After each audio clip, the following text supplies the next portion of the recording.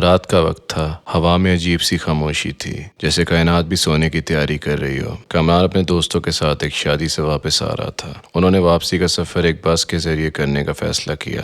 Bus stop پر پہنچ کر انہیں ایک پرانی، دھندلی اور پراسرار سی بس کھڑی نظر آئی۔ کامران نے کہا، یہ بس کچھ عجیب سی لگ رہی ہے، لیکن اور کوئی راستہ نہیں ہے، رات زیادہ ہو رہی ہے۔ بس میں پہنچتے ہی انہیں ایک عجیب سی ٹھنڈک محسوس ہوئی، جیسے سرد ہوا ان کے جسموں پر داخل ہو رہی ہو۔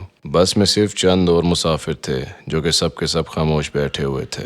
ڈرائیور نے گاڑی سٹارٹ کی اور بس اندھیرے میں چل پڑی۔ کچھ دیر بعد کامران نے محسوس کیا کہ بس کی کھڑکیاں دھندلی ہو رہی ہیں۔ اچانک بس کی لائٹیں بند ہو گئیں۔ ایک گھنی خاموشی چھا گئی۔ اس خاموشی کو توڑتے ہوئے ایک بوڑھی عورت نے ہلکی آواز میں کہا، یہ بس کبھی منزل پر نہیں پہنچتی۔ کامران اور اس کے دوست پریشان ہو گئے۔ یہ آپ کیا کہہ رہی ہیں؟ کامران نے بوڑھی عورت سے پوچھا۔ عورت نے جواب دیا، یہ بس روحوں کی ہے، یہ ان روحوں کو لے کر چلتی ہے جو اپنی دنیا میں واپس نہیں جا سکیں۔ اچانک بس رک گئی۔ ڈرائیور نے پیچھے مڑ کر کہا، اب وقت آ گیا ہے، سب نیچے اتر جائیں۔ سب مسافر نیچے اترے، لیکن یہ کیا؟ وہ ایک ویران سنسان جگہ پر کھڑے تھے، جہاں دور دور تک کچھ نہیں تھا۔ کامران اور اس کے دوست خوفزدہ ہو گئے۔ یہ کہاں لے آئے ہیں ہمیں؟ کامران نے چیختے ہوئے پوچھا۔ بوڑھی عورت نے کامران کی طرف دیکھا اور بولی، یہ وہ جگہ ہے جہاں سے کوئی واپس نہیں جاتا، لیکن تمہیں ایک موقع دیا جائے گا۔ کامران اور اس کے دوستوں نے دیکھا کہ بس کے اندر کچھ روحیں قید ہیں، جو انہیں بلا رہی ہیں۔ ہمیں یہاں سے نکالو پلیز، ایک روح نے فریاد کی۔ بوڑھی عورت نے کہا، اگر تم ان روحوں کو آزاد کر سکو تو تم بچ سکتے ہو۔ کامران اور اس کے دوستوں نے ہمت جمع کی اور بس کے اندر داخل ہو گئے۔ جیسی وہ بس میں داخل ہوئے، ایک خوفناک چیخ سنائی دی۔ وہ جلدی سے بس کے مختلف حصوں کی تلاشی لینے لگے اور بالآخر انہیں ایک پرانا صندوق ملا۔ صندوق کو کھولنے کے بعد ایک زوردار روشنی چھا گئی اور تمام روحیں آزاد ہو گئیں۔ روشنی کے ساتھ ہی بس ایک جھٹکے کے ساتھ حرکت میں آئی اور پھر ایک دم رک گئی۔ کامران اور اس کے دوستوں نے دیکھا کہ وہ واپس بس اسٹاپ پر کھڑے ہیں۔ بوڑھی عورت نے مسکرا کر کہا، تم نے ہمیں آزاد کر دیا ہے، اب تم جا سکتے ہو۔ کامران نے حیرانی سے پوچھا، آپ کون ہیں؟ عورت نے جواب دیا، ہم وہ روحیں ہیں جو کبھی اپنے گھروں کو نہ لوٹ سکیں۔ تم نے ہمیں مکتی دی، اب جاؤ اور کبھی پلٹ کر نہ دیکھنا۔ کامران اور اس کے دوست تیزی سے بس سے اترے اور وہاں سے بھاگ گئے۔ آج بھی وہ رات کو جب بس اسٹاپ کے قریب سے گزرتے ہیں تو انہیں وہ پراسرار بس یاد آتی ہے، اور وہ دعا کرتے ہیں کہ انہیں کبھی دوبارہ ایسا تجربہ نہ ہو۔ ساحل کے کنارے ایک پرانا گاؤں تھا، جس میں ایک پراسرار گھر موجود تھا۔ اس گھر میں ایک پرانی گھڑی تھی، جسے گاؤں والے وقت کی نگرانی کرنے والی کہتے تھے۔ کئی سالوں سے وہ خاموش تھی، مگر ایک دن اچانک بولنے لگی۔ حسن، جو کہ ایک نوجوان تھا اور اسی گھر میں رہتا تھا، اس نے پہلی بار اس کی آواز سنی۔ حسن، وقت قریب ہے۔ یہ سن کر حسن کی ریڑھ کی ہڈی میں ایک سرد لہر دوڑ گئی۔ وہ سوچنے لگا کہ شاید یہ اس کا وہم ہو، مگر اگلے دن پھر وہی آواز سنائی دی، حسن، وقت قریب ہے۔ گاؤں کے بزرگوں نے حسن کو بتایا، یہ گھڑی اس خاندان میں نسلوں سے موجود ہے اور کبھی کبھی آنے والے خطرے کا اشارہ دیتی ہے۔ حسن کو یہ سن کے اور بھی خوف محسوس ہوا۔ اگلی رات جب حسن سو رہا تھا، گھڑی نے زور سے آوازیں کرنی شروع کر دی۔ حسن چونک کر اٹھ بیٹھا اور دیکھا کہ گھڑی کے پینڈولم نے ایک سرخ روشنی کا ہالہ بنانا شروع کر دیا ہے۔ اس نے جلدی سے اپنے دادا کو جگایا، جو کہ اس کے گھر میں سب سے عمر پوسیدہ تھے۔ دادا نے گھڑی کی حالت دیکھ کر پریشان ہوتے ہوئے کہا، یہ کوئی اچھا اشارہ نہیں ہے حسن، ہمیں اس کا حل نکالنا ہوگا۔ اگلی صبح دادا نے گاؤں کے سب بزرگوں کو بلایا اور انہیں ساری صورتحال بتائی کہ یہ گھڑی کسی بدروح کے قبضے میں ہے اور اسے آزاد کرنے کے لیے ہمیں قربانی دینا ہوگی۔ لیکن کس کی قربانی؟ یہ سوال سب کو تنگ کرنے لگا۔ اسی رات حسن نے خواب میں دیکھا کہ ایک پرانا جنگل ہے، جس میں ایک قدیم درخت کے نیچے ایک قبر ہے۔ خواب میں اس نے دیکھا کہ وہ قبر کے پاس جاتا ہے اور ایک کتاب نکالتا ہے۔ جب وہ کتاب کو کھولتا ہے تو ایک دھماکے دار آواز آتی ہے۔ اس دھماکے دار آواز کے ساتھ حسن کی آنکھ کھل گئی۔ حسن نے اپنے دادا کو خواب کی تفصیلات بتائیں۔ دادا نے کہا، یہ خواب ہمیں کچھ بتانے کی کوشش کر رہا ہے، ہمیں اس جگہ کو تلاش کرنا ہوگا۔ گاؤں کے لوگوں نے اس جگہ کی تلاش شروع کر دی اور بالآخر حسن کے خواب میں دیکھے ہوئے جنگل میں پہنچ گئے۔ اس جنگل میں حسن اور اس کے دادا نے وہی قدیم درخت اور قبر دیکھی۔ قبر کو کھودنے پر انہیں ایک قدیم کتاب ملی۔ جب حسن نے اس کتاب کو کھولا تو ایک روح نکل کر گھڑی میں سماتی ہوئی محسوس ہوئی۔ گھڑی نے دوبارہ بولنا شروع کیا، قربانی دو ورنہ موت آ جائے گی۔ یہ سن کر سب کے چہرے پیلے پڑ گئے۔ بزرگوں نے فیصلہ کیا کہ اگر حسن اس روح سے بات کرے تو شاید کوئی راستہ نکل سکے۔ حسن نے ہمت کر کے گھڑی سے بات شروع کی۔ اے روح، تم کون ہو اور کیا چاہتی ہو؟ گھڑی نے جواب دیا، میں ایک روح ہوں جس کو تم لوگوں نے قید کر رکھا تھا۔ میں آزاد ہونا چاہتی ہوں۔ اگر میری خواہش پوری کرو تو میں تمہیں نقصان نہیں پہنچاؤں گی۔ حسن نے ہچکچاتے ہوئے پوچھا، ہمیں کیا کرنا ہوگا؟ گھڑی نے کہا، تمہیں اس کتاب کی مدد سے ایک مخصوص منتر پڑھنا ہوگا۔ حسن نے دل مضبوط کر کے کتاب سے منتر پڑھنا شروع کیا۔ جیسے ہی منتر مکمل ہوا، ایک زبردست آواز کے ساتھ گھڑی کا پینڈولم ٹوٹ گیا اور ایک خوفناک روشنی نکل کر آسمان پر غائب ہو گئی۔ گھڑی خاموش ہو گئی اور گاؤں والوں نے سکون کا سانس لیا، مگر حسن جانتا تھا کہ وقت نے ایک اور عجیب کہانی کو جنم دیا ہے۔ اس رات کے بعد گاؤں میں کبھی کوئی پراسرار واقعہ نہیں ہوا۔ فوٹوگرافر جیک اپنے اگلے پروجیکٹ کے لیے بھارت روانہ ہوا۔ وہ وہاں کے حالات و واقعات کو اپنے کیمرے میں قید کرنا چاہتا تھا۔ جب وہ وہاں پہنچا اور جس ہوٹل میں ٹھہرا، اس ہوٹل کی پراسراریت اور خاموشی اسے کافی متاثر کرتی ہے۔ جیک نے اپنے کیمرے کو نکالا اور تصویر کشی شروع کر دی، لیکن جیسی وہ لوگوں کی تصویریں کھینچتا، کیمرے کی اسکرین پر صرف سائے نظر آتے ہیں۔ جیک حیران ہو جاتا ہے اور سمجھ نہیں پاتا کہ کیا ہو رہا ہے۔ اسے لگتا ہے کہ کیمرہ خراب ہو گیا ہے، لیکن جب وہ قدرتی مناظر اور دوسری چیزوں کی تصویریں لیتا ہے تو سب کچھ ٹھیک نظر آتا ہے۔ یہ مسئلہ صرف تب پیش آتا ہے جب وہ لوگوں کی تصویریں لینے کی کوشش کرتا ہے۔ جیک نے ایک مقامی بزرگ سے ملاقات کی اور اس عجیب صورتحال کا ذکر کیا۔ بزرگ نے گہری سانس لی اور کہا، یہ زمین مقدس ہے، یہاں کے لوگ خاص ہیں، ان کی روحیں آزاد ہیں اور وہ اپنے آپ کو کسی بھی فریم میں قید نہیں ہونے دیتی۔ جیک نے اس بزرگ کی بات کو سنجیدگی سے لیا اور مزید تصویریں نہ لی، لیکن وہ رات کو جب اپنے کیمپ میں آرام کر رہا تھا، اس نے عجیب سی آوازیں سنی۔ وہ باہر نکلا اور دیکھا کہ کچھ سائے اس کی طرف بڑھ رہے ہیں۔ جیک نے فوراً اپنا کیمرہ اٹھایا اور تصویریں لینے لگا، لیکن یہ سائے اب کیمرے میں بھی نظر آنے لگے۔ ان سایوں کی آنکھیں اس پر جمی تھیں، جیسے کہ وہ اسے خبردار کر رہے ہوں۔ جیک کو خوف محسوس ہونے لگا اور وہ واپس اپنے کیمپ میں چلا گیا۔ کیمپ کے اندر آتے ہی اس نے دیکھا کہ وہ سائے اس کے کیمپ میں موجود ہیں۔ انہوں نے اس پر حملہ کیا اور جیک غائب ہو گیا۔ اگلی صبح جب جیک کا اس کے گھر والوں سے رابطہ نہ ہوا تو انہوں نے پولیس سے کانٹیکٹ کیا۔ پولیس نے جیک کی تلاش شروع کر دی۔ انہیں تلاش کرنے پر کچھ نہ ملا سوائے جیک کے کیمرے کے اور اس کے کچھ سامان کے۔ اس کیمرے میں اب بھی وہ سایوں کی تصویریں قید تھیں۔ یہ سب دیکھ کر پولیس کو وہاں کے لوگوں سے معلوم ہوا کہ یہاں اس رات بہت ساری چیخوں کی آوازیں سنائی دی۔ پولیس نے کیس بند کر دیا اور جیک دوبارہ کبھی نہ ملا۔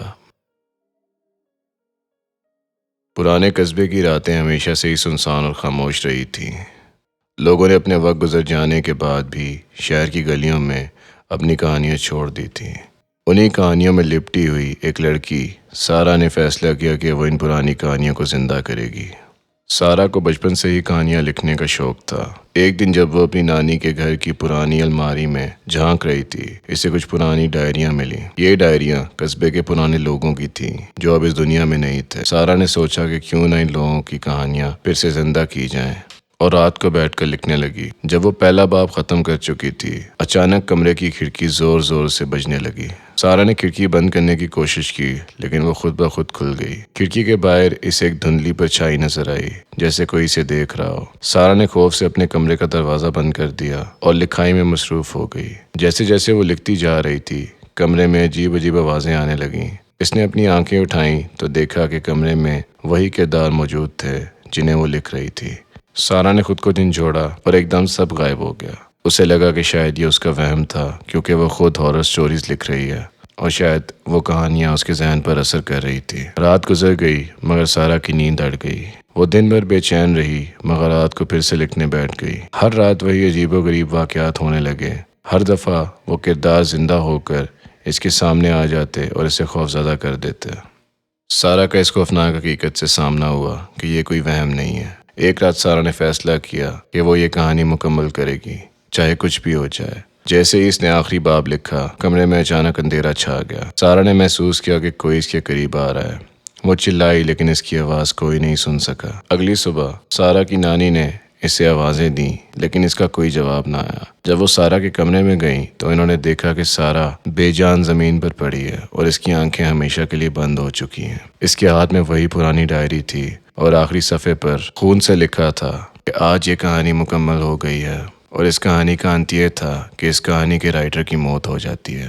قصبے کے لوگ کہتے ہیں کہ سارا نے ان کہانیوں کو زندہ کیا تھا اور ان کرداروں نے اسے ہمیشہ کے لیے اپنے ساتھ لے لیا۔ آج بھی سارا کی کہانیاں سننے والے کہتے ہیں کہ رات کے وقت اس کے کمرے میں عجیب آوازیں آتی ہیں، جیسے وہ کردار اب بھی وہاں موجود ہو۔ شامیر ایک چھوٹے سے گاؤں کا رہنے والا تھا۔ وہ جوان، خوبصورت اور محنتی تھا۔ وہ اپنے والدین کی واحد اولاد تھا اور ان کا خیال رکھنے والا تھا۔ ایک دن شامیر نے فیصلہ کیا کہ وہ شہر جا کر روزگار کی تلاش کرے تاکہ اپنے والدین کی مالی مدد کر سکے۔ شہر پہنچ کر اس نے ایک پرانا مکان کرائے پر لیا جو بہت عرصے سے خالی تھا۔ یہ مکان شہر کے ایک پرانے حصے میں تھا اور اس کی حالت خستہ تھی۔ مقامی لوگوں کا کہنا تھا کہ اس مکان میں ایک خوفناک جن کا سایہ ہے جو رات کے وقت آتا ہے، لیکن شامیر نے ان باتوں کو افواہ سمجھ کر مکان میں رہنے کا فیصلہ کیا۔ پہلی رات جب شامیر بستر پر لیٹا تھا تو اسے ایسے محسوس ہوا جیسے کوئی اسے دیکھ رہا ہو۔ اس نے آنکھیں کھول کر ادھر ادھر دیکھا لیکن کچھ نظر نہ آیا۔ اگلی رات جب وہ سونے کے لیے لیٹا تو دروازے خود بخود بند ہو گئے اور تیز ہوا چلنے لگی۔ وہ خوف زدہ ہو گیا لیکن پھر بھی حوصلہ نہ آ رہا۔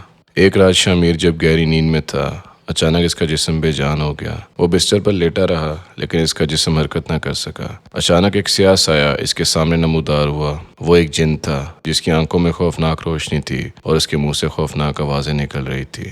تم نے میرے مکان میں قدم کیوں رکھا؟ جن کی آواز گونجی۔ شامیر خوف سے کانپ رہا تھا لیکن اس نے حوصلہ کرتے ہوئے کہا، میں یہاں روزگار کے لیے آیا ہوں، مجھے نہیں معلوم تھا یہ مکان آپ کا ہے۔ جن نے شامیر کو ایک شرط پر چھوڑنے کا وعدہ کیا، اگر تم روز رات کو میرے لیے ایک خاص عمل کرو گے تو میں تمہیں آزاد رہنے دوں گا۔ شامیر نے مجبوراً حامی بھری۔ جن نے اسے کتاب دی جس میں مختلف جناتی عملیات درج تھے۔ شامیر نے ہر رات کتاب کے مطابق عمل کرنا شروع کیا۔ شروع میں اسے کوئی خاص اثر محسوس نہیں ہوا، لیکن جیسے جیسے دن گزرتے گئے اس کے جسم پر جن کا قبضہ بڑھنے لگا۔ وہ دن کے وقت بھی عجیب حرکتیں کرنے لگا، جیسے کہ خود سے باتیں کرنا، چیزیں اٹھا کر پھینکنا اور بے مقصد ہنسنا۔ جن کا کنٹرول شامیر پر اور بڑھ گیا۔ وہ اب مکمل طور پر جن کے زیر اثر تھا۔ وہ جو کچھ بھی کرتا تھا جن کے حکم کے مطابق کرتا تھا۔ اس کے دوستوں اور رشتہ داروں نے اس کی حالت دیکھ کر اسے دماغی مریض سمجھنا شروع کر دیا۔ ایک دن شامیر کی والدہ اس سے ملنے آئیں۔ انہوں نے اپنے بیٹے کی حالت دیکھی تو انہیں بہت دکھ ہوا۔ انہوں نے ایک عالم سے مشورہ کیا جو جنات کے بارے میں بہت علم رکھتا تھا۔ عالم نے شامیر کو دیکھا اور فوراً پہچان لیا کہ اس پر جن کا سایہ ہے۔ عامل نے کچھ خاص عملیات اور قرآنی آیات پڑھ کر شامیر کو جن کے اثر سے آزاد کرنے کی کوشش کی۔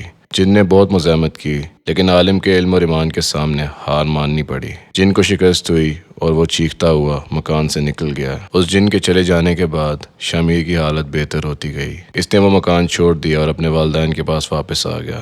اس نے عہد کیا کہ وہ دوبارہ کبھی بھی ایسی جگہ پر نہیں جائے گا جہاں جنات کا سایہ ہو۔ شامیر نے اپنی زندگی کو معمول پر لانے کی کوشش کی اور اللہ کا شکر ادا کیا کہ اللہ نے اسے اس خوفناک جن کے چنگل سے آزاد کیا۔ علی معمول کے مطابق اسکول سے واپس آیا۔ اس کے جوتے دھول سے بھرے ہوئے تھے اور بیگ اس کے کندھے پر جھول رہا تھا۔ جیسے ہی اس نے گھر کا دروازہ کھولا، ایک عجیب سی خاموشی نے اس کا استقبال کیا۔ گھر کی لائٹیں بند تھیں اور ہر کمرہ سنسان تھا۔ علی نے اپنی ماں کو پکارا، امی میں آ گیا ہوں، مگر کوئی جواب نہ آیا۔ علی نے اپنے بیگ کو کونے میں پھینکا اور کچن کی طرف بڑھا، شاید امی وہاں ہو، لیکن کچن بھی خالی تھا۔ ابو کہاں ہے؟ علی نے خود سے سوال کیا۔ اس نے اپنی بہن کا کمرہ دیکھا، وہاں بھی کوئی نہیں تھا۔ یہ کیا ماجرا ہے؟ علی کے دل میں خوف کی لہر دوڑ گئی۔ وقت گزرتا گیا اور شام ہو گئی۔ علی کی تشویش بڑھ گئی۔ اس نے اپنے دوستوں کو فون کیا مگر کسی کو بھی معلوم نہیں تھا کہ اس کے گھر والے کہاں ہیں۔ اس نے پھر اپنے والد کے موبائل پر کال کی لیکن کوئی جواب نہیں ملا۔ رات ہونے لگی اور علی کا دل خوف سے دھڑک رہا تھا۔ وہ اپنے کمرے میں جا کر بیٹھ گیا۔ اچانک اس سے کچھ عجیب سی آوازیں سنائی دیں، جیسے کسی نے گھر کے اندر قدم رکھا ہو۔ علی نے اپنے بستر سے اٹھ کر باہر جھانکا لیکن کچھ نظر نہیں آیا۔ آوازیں بڑھتی گئیں جیسے کوئی آہستہ آہستہ اس کے قریب آ رہا ہو۔ علی نے دروازہ بند کرنے کی کوشش کی مگر دروازہ جیسے کسی نے پکڑ لیا ہو۔ اس کا دل زور زور سے دھڑکنے لگا۔ پھر ایک سایہ دروازے کے پیچھے سے نکلا۔ وہ ایک قدیم لباس میں ملبوس تھا اور ایک عجیب سی شخصیت تھی۔ اس کی آنکھیں گہری سرخ تھیں اور اس کا چہرہ خوفناک تھا۔ تم کون ہو؟ علی نے پوچھا۔ اس شخصیت نے ہنس کر جواب دیا، میں وہ ہوں جسے تمہارے بزرگوں نے یہاں قید کر رکھا تھا۔ آج میں آزاد ہوں اور اب تمہاری باری ہے۔ علی نے پیچھے ہٹنے کی کوشش کی مگر اس کے قدم زمین میں جم گئے۔ شخصیت نے آہستہ آہستہ اس کی طرف قدم بڑھائے اور پھر اچانک سے غائب ہو گئی۔ علی نے خود کو سنبھالنے کی کوشش کی مگر دل کی دھڑکن اب بھی تیز تھی۔ پھر اس نے ایک عجیب سا خط دیکھا جو اس کے بستر پر پڑا تھا۔ خط پر لکھا تھا، اب تم اس راز کو جان چکے ہو، اپنے گھر والوں کو ڈھونڈنے کی کوشش مت کرنا ورنہ تم بھی ان کی طرح غائب ہو جاؤ گے۔ علی نے خوف سے خط پھینک دیا اور وہ پولیس کے پاس بھی نہیں گیا۔ وہ آج بھی سوچتا ہے کہ کیا اسے کسی کو اس بارے میں بتانا چاہیے یا نہیں، کیونکہ اگر اس نے کسی کو بتایا تو وہ بھی غائب ہو جائے گا۔ لیکن یہ راز اب ہم سب جان چکے ہیں۔ اس کا مطلب علی۔ رات کے وقت اندھیرے میں طوفانی بارش نے ہائی وے کو گھیر لیا تھا۔ ہر طرف گپ اندھیرا تھا اور تیز بارش کا شور تھا۔ اکبر اپنی گاڑی چلا رہا تھا جب اچانک گاڑی کا انجن بند ہو گیا۔ اس نے گاڑی کو سڑک کے کنارے روک دیا۔ گاڑی کی ہیڈ لائٹ کی روشنی میں اس نے دیکھا کہ سامنے ایک پرانا سا گاؤں ہے۔ اس نے سوچا کہ شاید وہاں سے مدد مل جائے۔ چھتری لیے وہ بارش میں بھیگتا ہوا گاؤں کی طرف بڑھا۔ گاؤں میں داخل ہوتے ہی اسے عجیب سی خاموشی محسوس ہوئی۔ ہر گھر کے دروازے پر تالے تھے اور گلیوں میں کوئی نظر نہیں آ رہا تھا۔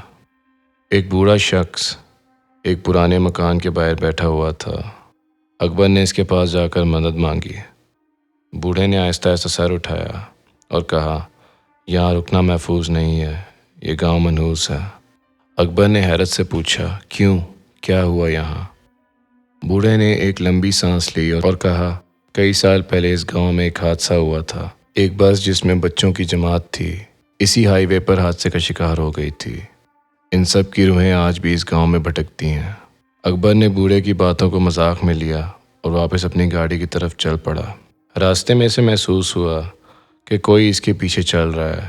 اس نے مڑ کر دیکھا تو کچھ بھی نظر نہیں آیا۔ پھر اچانک اس کے موبائل پر ایک میسیج آیا۔ میسیج میں لکھا تھا، تمہیں خبردار کیا تھا، اب تم نہیں بچ سکتے۔ اکبر کے ہاتھ سے موبائل گر گیا اور وہ گھبرا کر گاڑی کی طرف روانہ ہوا۔ گاڑی میں بیٹھتے ہی اس نے انجن سٹارٹ کرنے کی کوشش کی مگر گاڑی چلنے کا نام نہیں لے رہی تھی۔ اس لمحے اس نے گاڑی کے پیچھے سے بچوں کے ہنسنے کی آواز سنی۔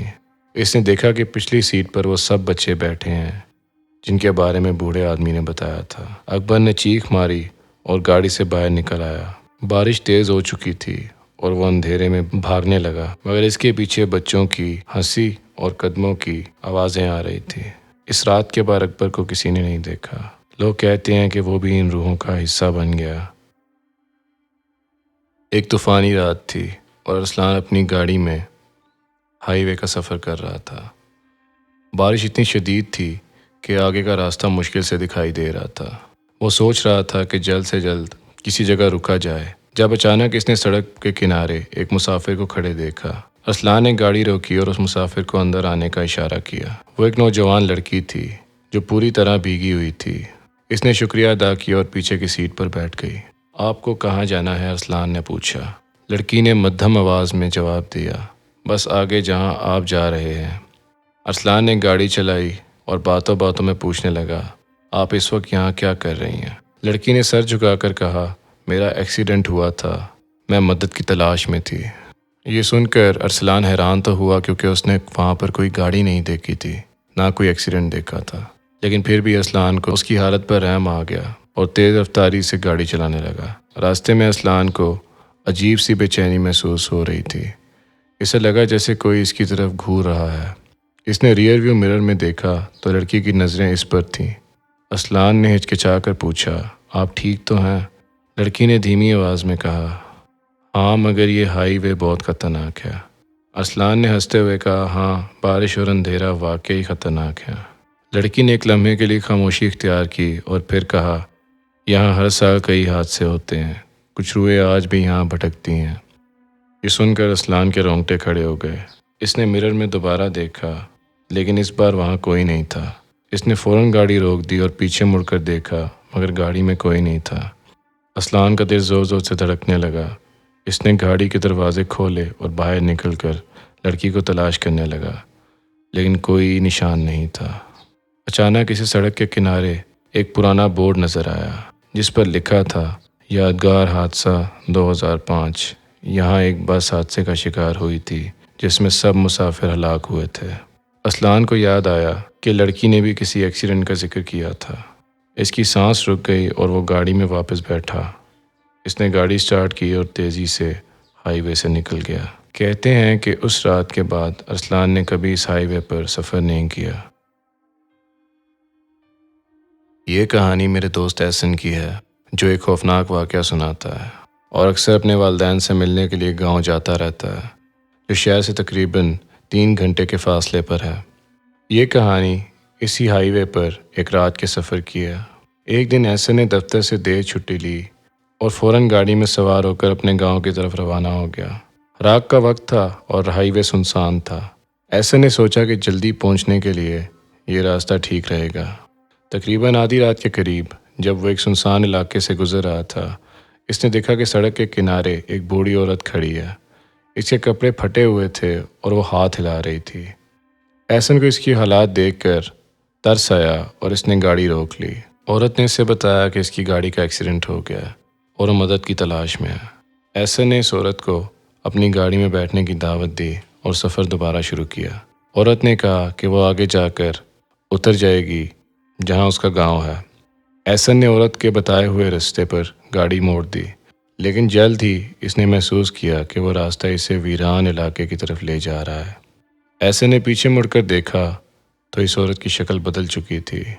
اس کی آنکھیں سرخ ہو چکی تھی اور چہرہ خوفناک ہو گیا تھا۔ احسن کے جسم میں سنسنی دوڑ گئی۔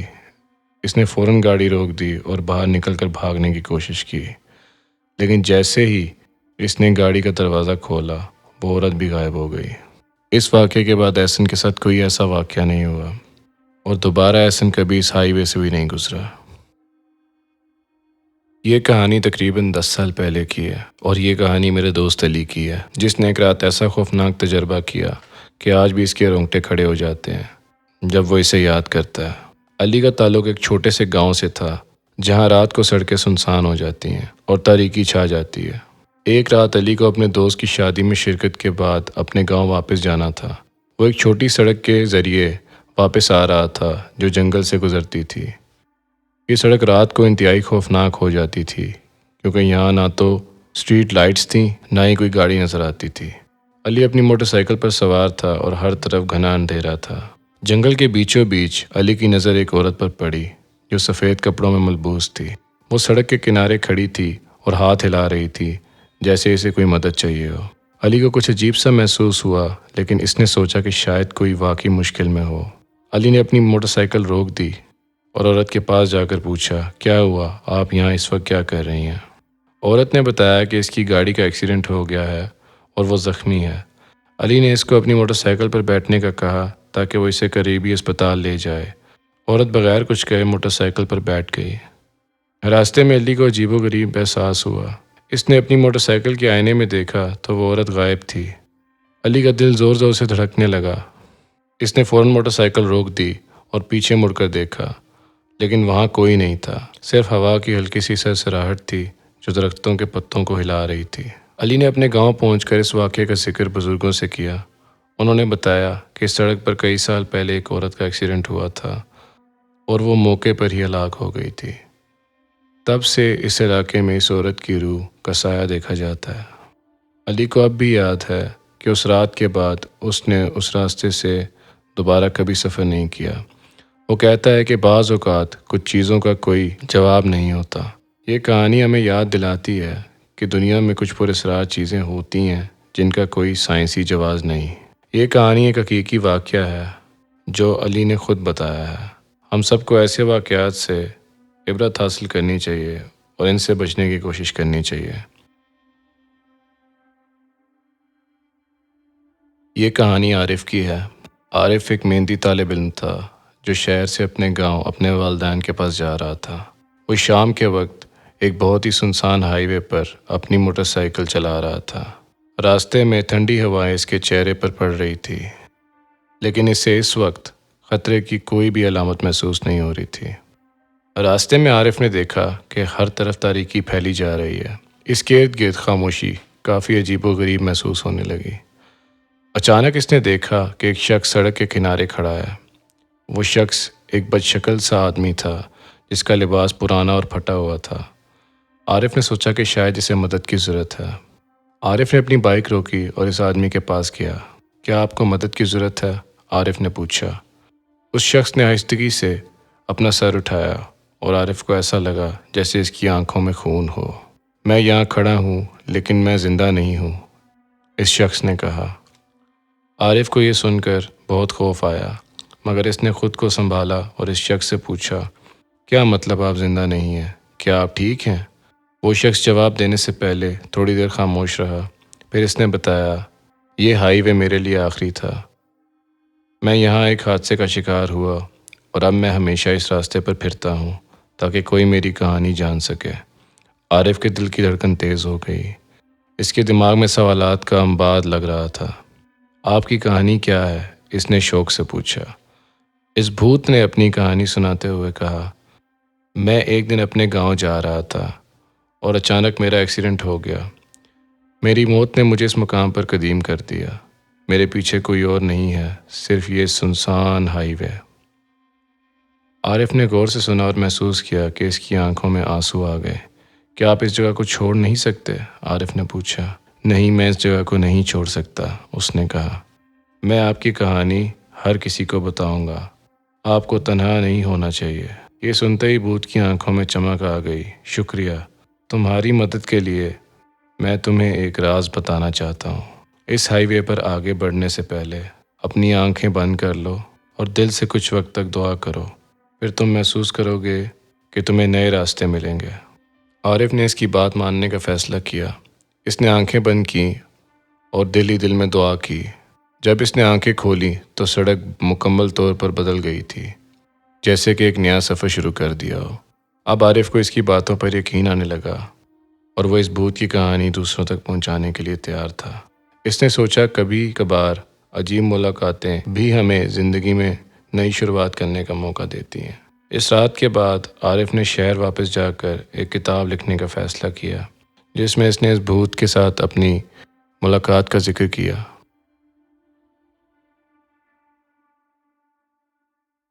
ایک تاریک رات تھی اور ہم سب دوستوں نے فیصلہ کیا کہ جنگل میں کیمپنگ کرنے جائیں گے۔ یہ ایک سردیوں کی رات تھی اور ہوا میں ایک عجیب و غریب خاموشی چھائی ہوئی تھی۔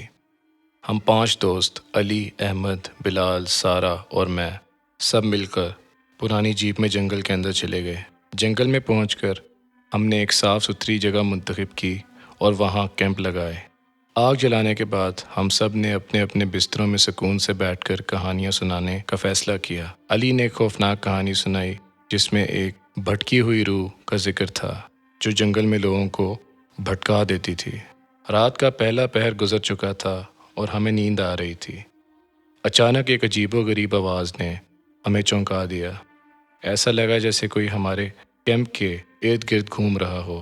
احمد نے دلیر بن کر باہر جانے کا فیصلہ کیا تاکہ دیکھ سکے کہ کیا ہو رہا ہے۔ وہ ٹارچ لے کر باہر گیا اور کچھ لمحوں بعد واپس آ گیا اور اس نے بتایا کہ باہر کوئی نہیں ہے۔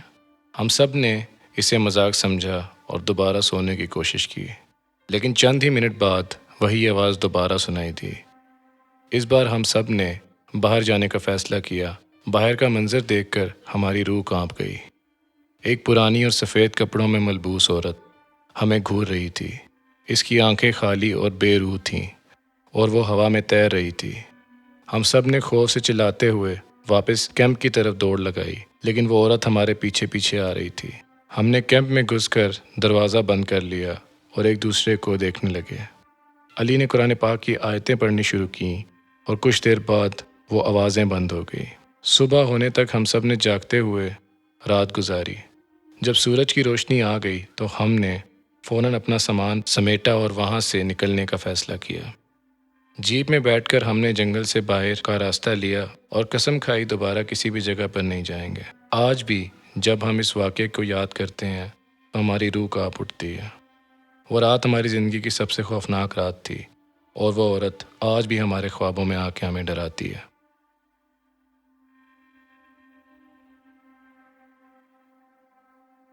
ہمایوں سعد اور ان کے چند دوستوں نے فیصلہ کیا کہ اس بار گرمیوں کی چھٹیاں وہ جنگل کے بیچوں بیچ کیمپنگ کریں گے۔ یہ جگہ نہ صرف خوبصورت تھی بلکہ ان کے مطابق یہاں کی ہوا میں ایک پراسرار خوشبو بھی تھی جو انہیں ہر بار اپنی طرف کھینچتی تھی۔ رات کا اندھیرا پھیل چکا تھا، آسمان پر چمکتے ستارے اور چاندنی ان کے کیمپ کو روشنی بخش رہی تھی۔ دوستوں نے آگ جلائی اور باتوں میں مشغول ہو گئے۔ سنا ہے اس جنگل میں ایک پرانا چرچ ہے، ہمایوں نے کہا۔ وہاں کے بارے میں کہانیاں مشہور ہیں کہ وہ ایک آسیب زدہ جگہ ہے۔ سعد نے مسکرا کر کہا، یہ سب صرف لوگوں کی باتیں ہیں، ہم خود جا کر دیکھ سکتے ہیں۔ ہمایوں اور سعد نے چرچ جانے کا فیصلہ کیا۔ ان کے دوستوں نے انہیں روکا لیکن وہ دونوں بہت ضدی تھے۔ تھوڑا سا کھانا اور پانی لے کر وہ چرچ کی طرف نکل پڑے۔ جنگل کی خاموشی اور رات کے سناٹے نے ماحول کو اور بھی ڈراؤنا بنا دیا تھا۔ کچھ دیر چلنے کے بعد وہ چرچ کے قریب پہنچے۔ چرچ کی دیواروں پر خون کے دھبے نمایاں تھے۔ چرچ کے دروازے کھلے تھے، دونوں اندر داخل ہوئے۔ چرچ کے اندر اندھیرا تھا اور ایک پراسرار خاموشی چھائی ہوئی تھی۔ سعد نے لائٹر جلایا اور دونوں نے چرچ کا جائزہ لینا شروع کیا۔ اچانک ایک خوفناک آواز نے دونوں کو دہلا دیا۔ دونوں کو محسوس ہوا جیسے کسی کی نظریں ان پر جمی ہوں۔ ہمایوں نے سعد کو دیکھا اور اس کی آنکھوں میں عجیب سا خوف دیکھا۔ چلو یہاں سے نکلتے ہیں، ہمایوں نے کہا، لیکن سعد نے کوئی جواب نہ دیا۔ وہ ایک مقام پر کھڑا رہا جیسے کسی نے اس کے جسم کو مفلوج کر دیا ہو۔ ہمایوں نے سعد کو جھنجھوڑا مگر وہ ہلنے کا نام نہ لے رہا تھا۔ اچانک سعد نے ہمایوں کی طرف مڑ کر دیکھا۔ اس کی آنکھیں خون سے سرخ تھیں اور اس کا چہرہ بے جان۔ یہاں سے نکل جاؤ، سعد نے بہت خطرناک آواز میں کہا۔ ہمایوں نے بھاگنے کی کوشش کی لیکن اس کے پیر جیسے زمین سے چپک گئے ہوں۔ ایک سائے نے سعد کو اپنی لپیٹ میں لے لیا اور چرچ کے اندر غائب ہو گیا۔ ہمایوں نے مدد کے لیے پکارا لیکن وہاں کوئی نہ تھا۔ اس نے اپنی پوری قوت لگا کر چرچ سے باہر نکلنے کی کوشش کی اور بالآخر کامیاب ہو گیا۔ جنگل میں واپس پہنچ کر اس نے تمام دوستوں کو سب کچھ بتایا۔ دوستوں نے فوراً پولیس کو اطلاع دی۔ پولیس نے چرچ کی تلاشی لی لیکن سعد کا کوئی نشان نہ ملا۔ وقت گزرتا گیا لیکن سعد کا کوئی پتہ نہ چلا۔ ہمایوں روز خود کو قصوروار ٹھہراتا رہا کہ وہ اپنے دوست کو بچا نہ سکا۔ کہتے ہیں کہ آج بھی اس چرچ کے آس پاس رات کے وقت سعد کی آوازیں سنائی دیتی ہیں جو مدد کے لیے پکار رہا ہوتا ہے۔ اس جنگل میں جانے والوں کو آج بھی سعد کے بھوت کی کہانیاں سننے کو ملتی ہیں۔ ہمایوں کبھی بھی دوبارہ کیمپنگ پر نہ گیا۔ اس واقعے نے اس کی زندگی کو ہمیشہ کے لیے بدل دیا اور وہ پراسرار چرچ جہاں ایک دوست نے اپنی جان گنوائی آج بھی اپنے اندھیروں میں وہ راز چھپائے ہوئے ہے جو کبھی نہ کبھی ضرور سامنے آئے گا۔ یہ کہانی لاہور کے ایک مشہور ٹیکسی ڈرائیور اقبال کی ہے۔ اقبال ایک محنتی اور ایماندار شخص تھا جس نے اپنی زندگی میں بہت سے مسافروں کو اپنی منزل تک پہنچایا تھا، مگر ایک رات اس کی زندگی ہمیشہ کے لیے بدل گئی۔ یہ ایک سرد اور دھند سے بھری رات تھی۔ اقبال اپنی ٹیکسی میں بیٹھا ہوا تھا اور مسافروں کا انتظار کر رہا تھا۔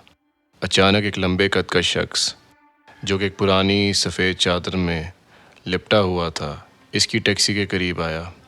اس کے چہرے پر عجیب و غریب سا سکون تھا اور آنکھیں گہرائی میں کھوئی ہوئی تھی۔ مجھے قبرستان لے چلو، اس نے دھیمی آواز میں کہا۔ اقبال نے حیران ہو کر اس کی طرف دیکھا اور کہا، رات کے اس پہر؟ ہاں، مجھے ابھی جانا ہے، مسافر نے زور دے کر کہا۔ اقبال نے کچھ سوچ کر ٹیکسی چلانا شروع کی۔ راستے میں اس نے محسوس کیا کہ یہ مسافر کچھ عجیب ہے۔ جیسے ہی وہ قبرستان کے قریب پہنچا، مسافر نے کہا، یہاں روک دو۔ اقبال نے ٹیکسی روکی اور مسافر نے پیسے دینے کے لیے جیب میں ہاتھ ڈالا، مگر اس کا ہاتھ خالی نکلا۔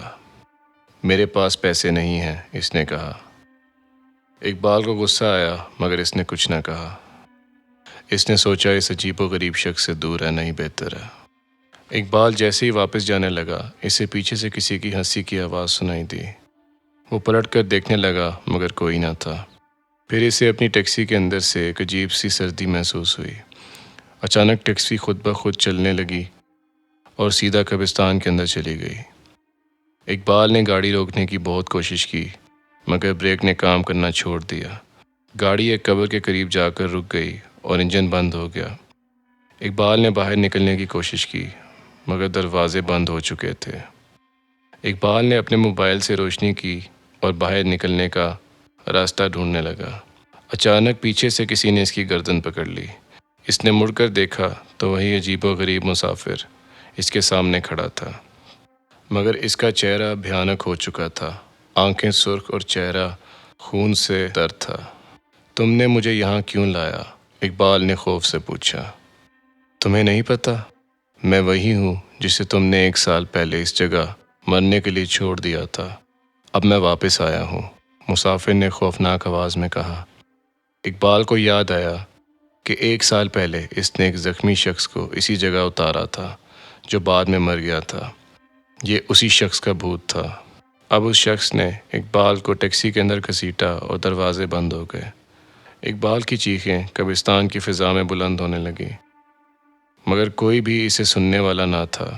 کچھ دیر میں ٹیکسی کے شیشے خون سے بھر گئے اور اندر خاموشی ہو گئی۔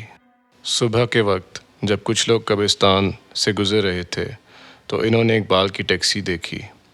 ٹیکسی کے اندر اقبال کی لاش بے جان پڑی تھی اور چہرے پر دہشت کی علامت تھی۔ اس واقعے کے بعد لاہور میں کوئی بھی ٹیکسی ڈرائیور رات کے وقت قبرستان جانے کی ہمت نہیں کرتا۔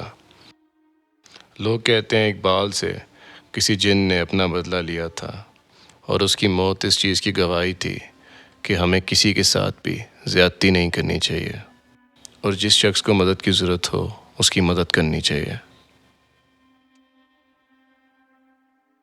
یہ کہانی لاہور کے ایک پرانے اور مشہور قبرستان میانی صاحب کی ہے۔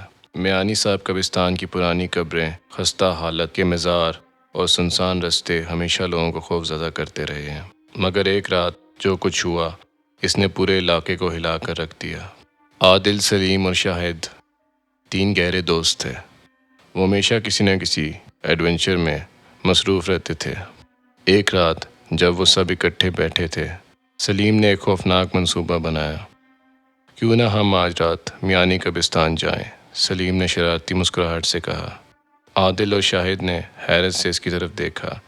رات کے وقت قبرستان جانا ہے؟ پاگل ہو گئے ہو؟ عادل نے کہا۔ ہم ڈرتے نہیں ہیں، صرف دیکھنا چاہتے ہیں کہ کیا واقعی وہاں کچھ غیر معمولی ہے یا نہیں، سلیم نے جواب دیا۔ رات کے 11 بجے کے قریب تینوں دوست قبرستان کی طرف روانہ ہوئے۔ راستے میں انہوں نے کچھ عجیب و غریب آوازیں سنی، مگر انہوں نے آوازوں کو نظر انداز کیا اور اپنی مہم جاری رکھی۔ قبرستان کے دروازے پر پہنچ کر انہوں نے کچھ دیر کے لیے رک کر چاروں طرف کا جائزہ لیا۔ دروازہ کھلا تھا اور اندر کا منظر بے حد سنسان اور ڈراؤنا لگ رہا تھا۔ تینوں دوست آہستہ آہستہ قبرستان کے اندر داخل ہوئے۔ ہر قدم پر انہیں محسوس ہو رہا تھا کہ کوئی ان کا پیچھا کر رہا ہے، مگر وہ ہمت کرتے ہوئے آگے بڑھتے رہے۔ کچھ دیر بعد انہوں نے ایک پرانی اور خستہ مزار کے قریب پہنچ کر رکنے کا فیصلہ کیا۔ مزار کے قریب پہنچ کر شاہد نے اپنی جیب سے ٹارچ نکالی اور چاروں طرف روشنی کی۔ اچانک اس کی روشنی ایک پرانی قبر پر پڑی جس پر عجیب و غریب نشانات بنے ہوئے تھے۔ ہر قبر کچھ مختلف لگ رہی ہے، عادل نے کہا۔ سلیم نے قبر کے قریب جا کر ان نشانات کو غور سے دیکھا۔ اچانک ایک تیز ہوا کا جھونکا آیا اور ٹارچ کی روشنی بجھ گئی۔ سب گھبرا گئے اور اندھیرے میں ایک دوسرے کو ڈھونڈنے لگے۔ یہاں کچھ تو ہے، شاہد نے خوفزدہ آواز میں کہا۔ عادل نے اپنی جیب سے ایک ماچس نکالی اور روشنی کی۔ روشنی میں انہوں نے دیکھا کہ قبر کے قریب ایک پرانا چمڑے کا بیگ رکھا ہوا تھا۔ عادل نے بیگ کھولا تو اس میں کچھ عجیب و غریب کتابیں اور تصاویر موجود تھیں۔ اچانک سلیم نے چیخ ماری اور کہا، کوئی میری ٹانگ کھینچ رہا ہے۔ سب نے حیرت سے اس کی طرف دیکھا اور پھر وہی ہوا کا جھونکا آیا اور سلیم غائب ہو گیا۔ عادل اور شاہد خوفزدہ ہو کر ادھر ادھر بھاگنے لگے۔ کچھ دیر بعد انہوں نے محسوس کیا کہ وہ قبرستان کے بیچوں بیچ کھڑے ہیں اور سلیم کا کہیں اتا پتہ نہیں۔ عادل اور شاہد نے سلیم کو ڈھونڈنے کی بہت کوشش کی مگر ناکام رہے۔ اچانک انہیں مزار کے پیچھے ایک ہنسی کی آواز سنائی دی۔ وہ دوڑے دوڑے وہاں پہنچے تو دیکھا کہ ایک پرانا بزرگ شخص کھڑا ہوا مسکرا رہا ہے۔ تمہارے دوست کو جنات نے پکڑ لیا ہے، بزرگ نے کہا۔ ہم کیا کریں؟ عادل نے روتے ہوئے پوچھا۔ یہ کتابیں لے جاؤ اور ان کے ذریعے اپنے دوست کو آزاد کراؤ، بزرگ نے جواب دیا اور پھر اچانک غائب ہو گیا۔ عادل اور شاہد نے کتابوں کو اٹھایا اور بزرگ کی ہدایت پر عمل کرتے ہوئے دعائیں پڑھنا شروع کی۔ کچھ دیر بعد ایک تیز روشنی آئی اور سلیم اچانک ان کے سامنے آ گیا۔ مجھے معاف کر دو، مجھے نہیں معلوم تھا کہ یہ سب کچھ ہو جائے گا، سلیم نے روتے ہوئے کہا۔ تینوں دوست جلدی سے قبرستان سے باہر نکلے اور اپنی جان بچائی۔ اس رات کے بعد انہوں نے کبھی بھی قبرستان جانے کا نہیں سوچا۔ یہ واقعہ ان کے لیے ایک سبق بن گیا تھا کہ کبھی بھی انجان جگہوں پر نہیں جانا چاہیے۔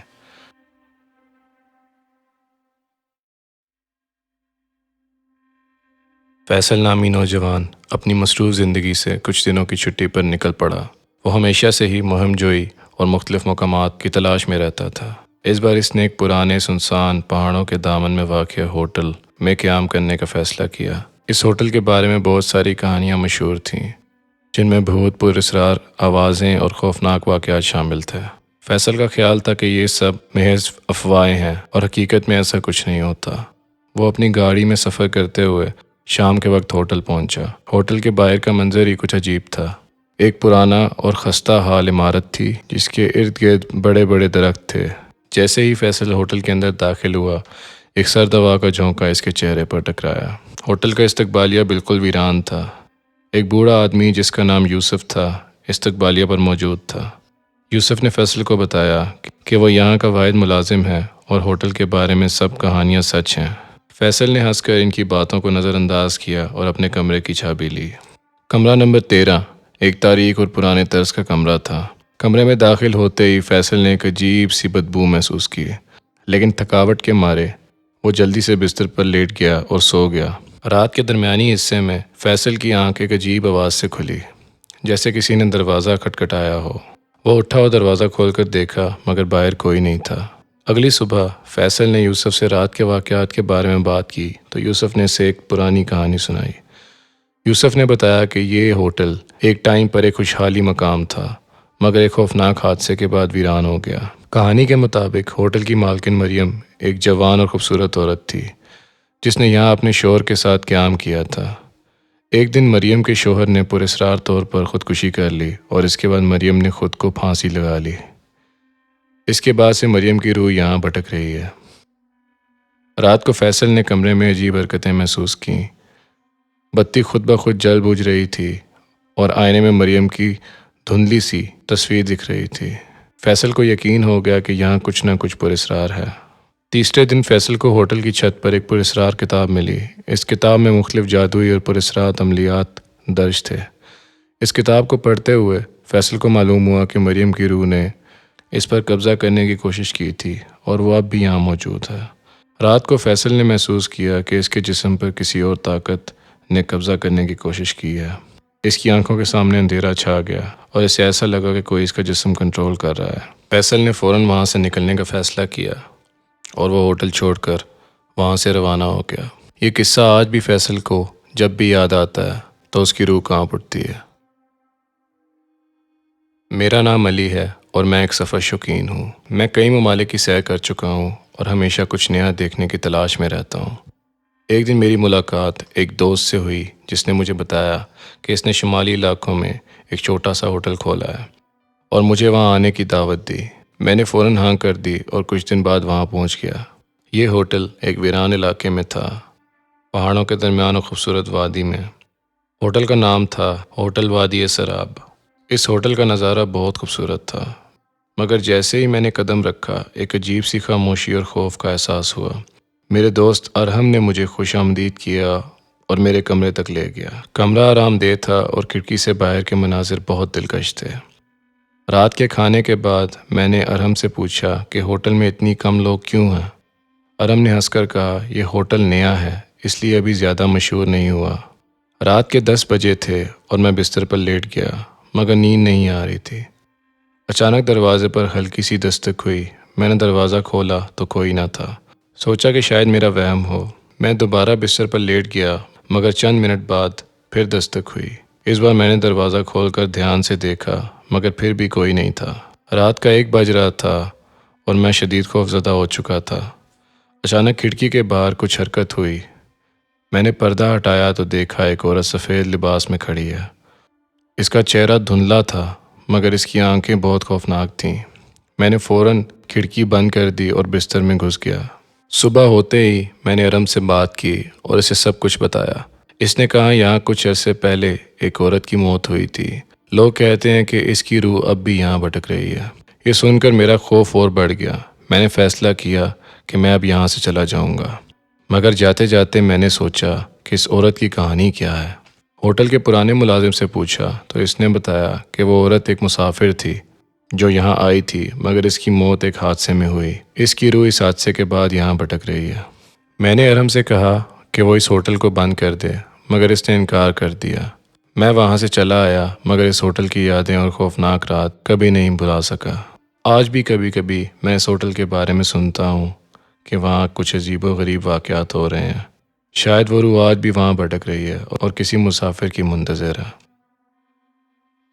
رات کا وقت تھا اور سلمان اپنے دوستوں کے ساتھ ایک پرانے اور مشہور ہوٹل میں قیام کر رہا تھا۔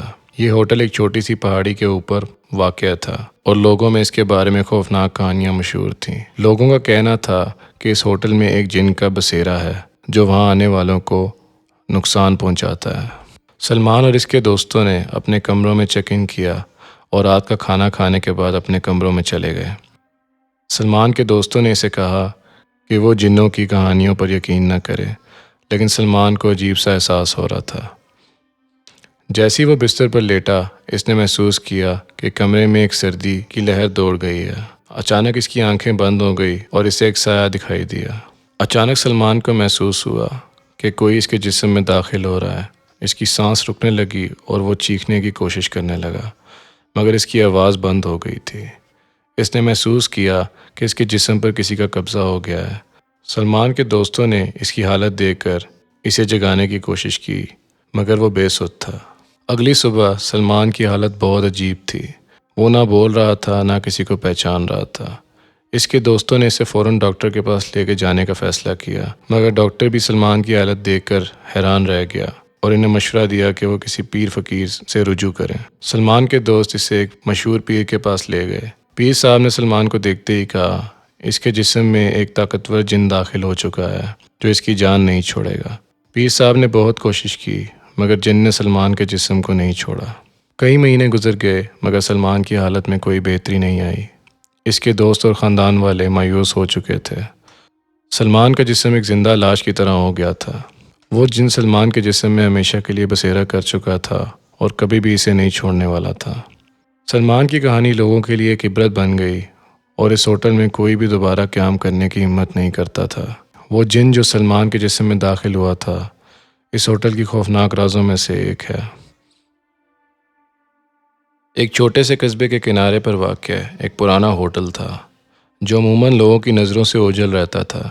اس ہوٹل کی تاریخ بھری پڑی تھی عجیب و غریب واقعات سے، مگر لوگ اسے نظر انداز کر دیتے تھے۔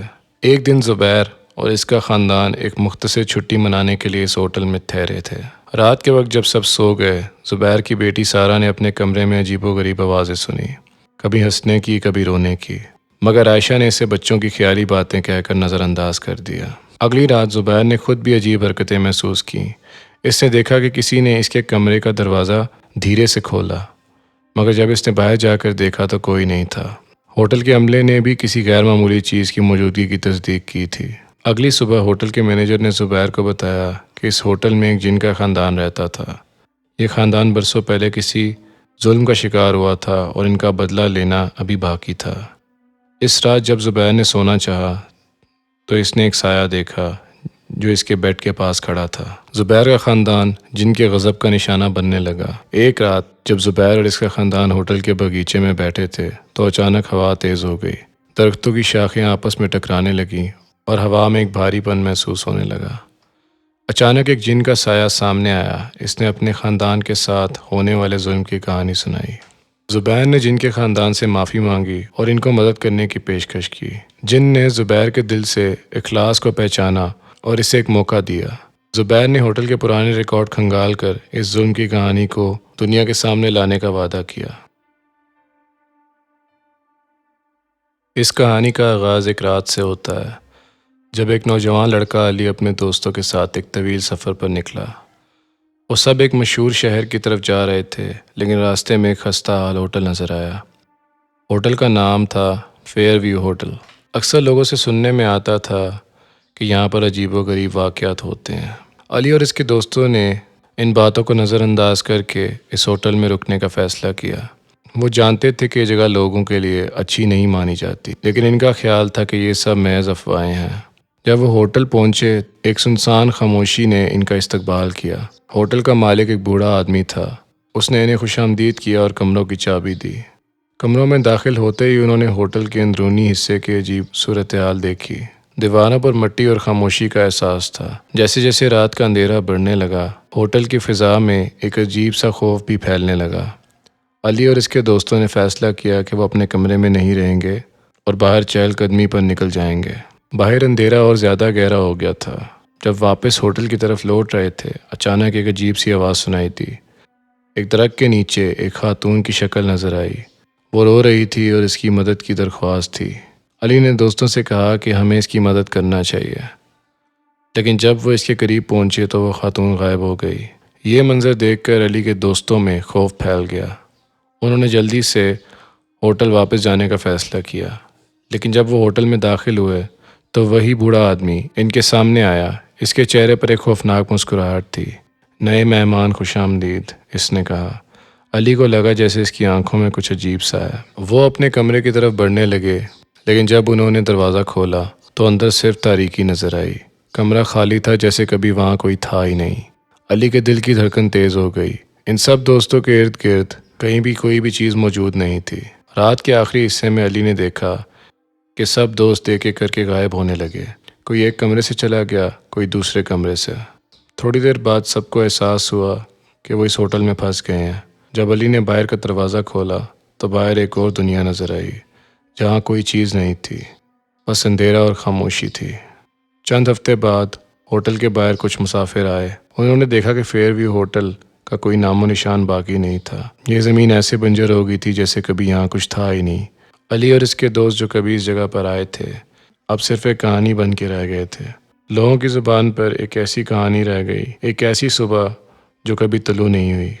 اس واقعے کے بعد اس ہوٹل کا نام پورے علاقے میں خوف کی علامت بن گیا، اور نہ دوبارہ کبھی کسی کو علی اور اس کے دوست دکھے، نہ یہ ہوٹل۔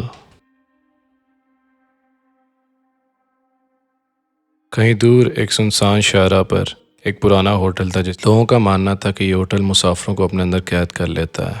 کچھ لوگوں کا یہ بھی ماننا تھا کہ اس ہوٹل نے بہت سی روحوں کو بھی قید کر رکھا ہے۔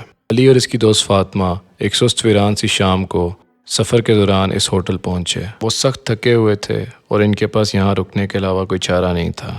ہوٹل کا دروازہ آہستہ سے کھلا اور ایک بوڑھے شخص نے ان کا استقبال کیا۔ اس کی آنکھوں میں ایک عجیب سی چمک تھی، جیسے وہ خفیہ بات کا علم رکھتا ہو۔ علی اور فاطمہ نے کمرہ کرائے پر لے لیا اور دروازہ بند کر لیا۔ ہوٹل کی دیواروں پر عجیب سائیں سائیں کی آواز سنائی دے رہی تھی، لیکن وہ دونوں تھکے تھکے تھے اور سو جانے کا ارادہ کیا۔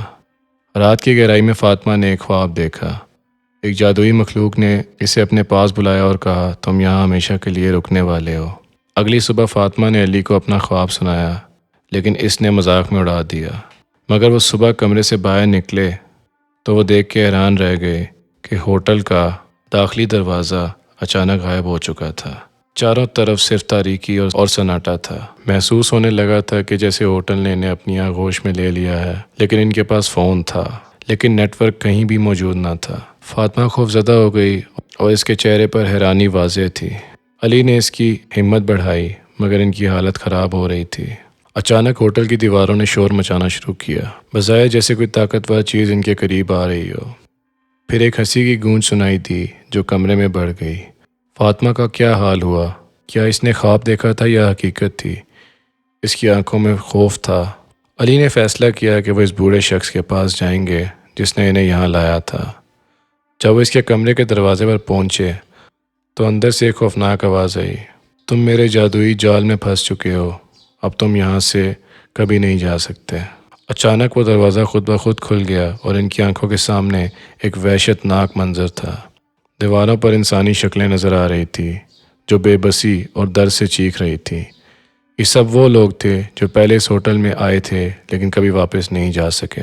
علی نے محسوس کیا کہ واقعی وہ اس بوڑھے کی مرضی کے بغیر یہاں سے نہیں جا سکتے تھے۔ فاطمہ اب اس خواب کی شدت میں تھی۔ اس نے ایک نظر علی پر ڈال کر کہا، ہمیں یہاں سے نکلنا ہوگا۔